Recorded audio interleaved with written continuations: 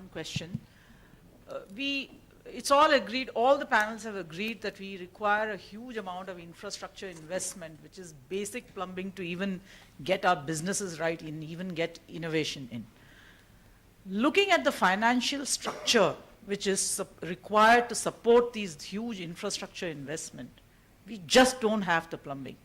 We create structures which are unviable because Is this a comment or a... No. I'm asking a question. Sorry, I'll keep it brief.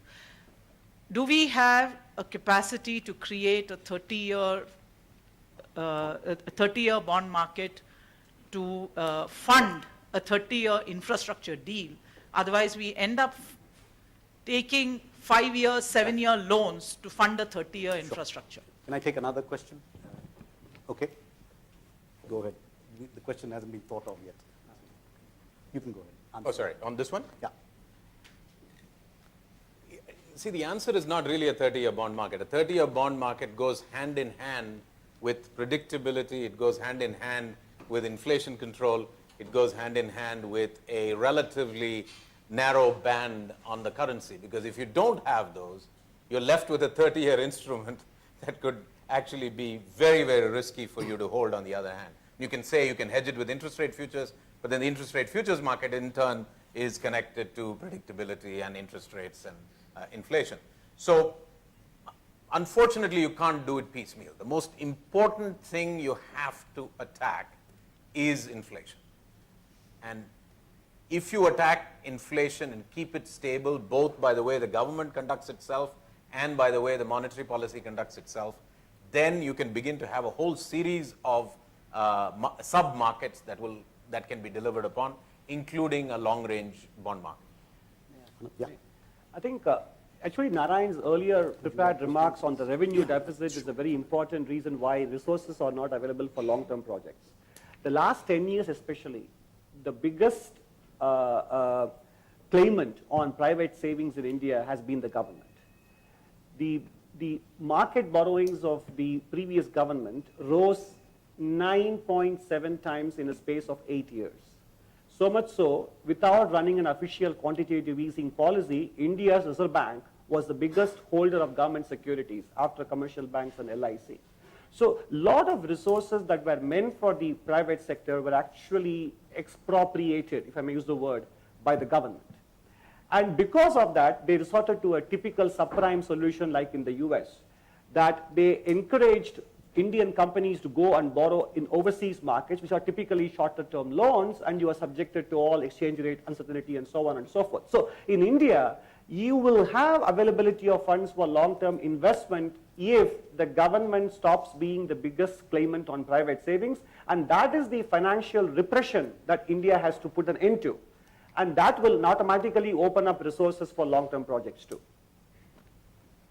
Yeah, just briefly, and I'm not an expert in Indian public finance, but it seems to me that India should do everything it can to solve these infrastructure problems. I mean, I talked earlier about making choices that help India regardless of the international economic architecture, whether or not it's domestic or foreign investment, you know, regardless of the world that India is going to see over the next 10 or 20 years, I cannot imagine one in which better infrastructure would not be incredibly important. And that may mean making hard choices about food subsidies, fuel subsidies, not doing certain types of things that have short-term political advantage, but the long-term advantages of a sufficiently supportive infrastructure, I think, are immense. And I just think you need to make the hard choices to make that happen. Question? Easy for me to say. Look, I'm just trying to understand a little bit about India's position via the WTO and the Food Security Bill, or its interest in protecting what provisions are made in the Food Security Bill. That was an initiative of the previous government, and I'm just wondering why it's so close to the current government's heart. I think I have some relative expertise on this question. Thank you.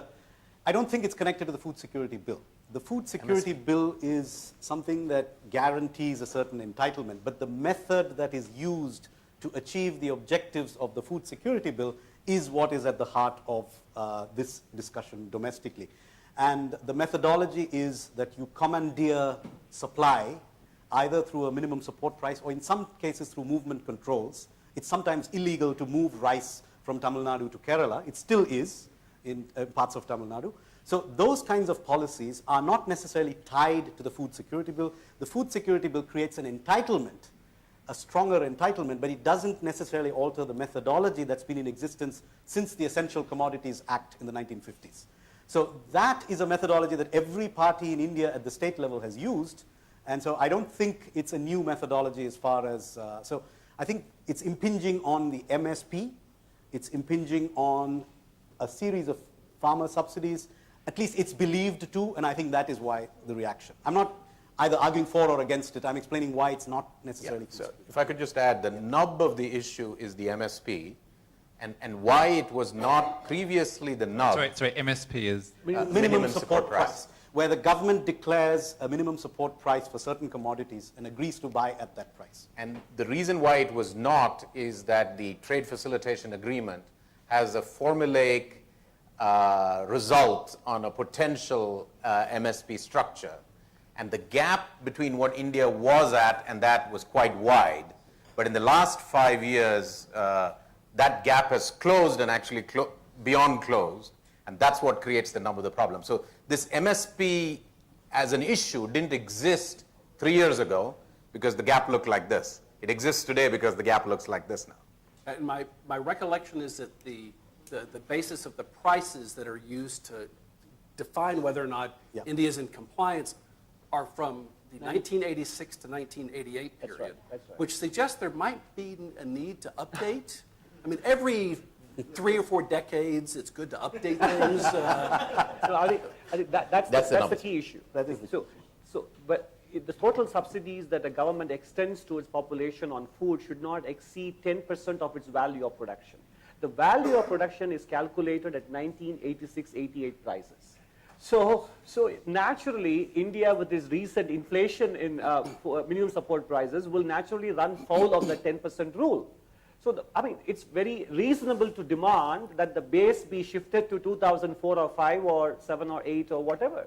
So that, I think, is a fairly reasonable demand, regardless of whether India is doing its food subsidy correctly or not. That's a separate issue altogether.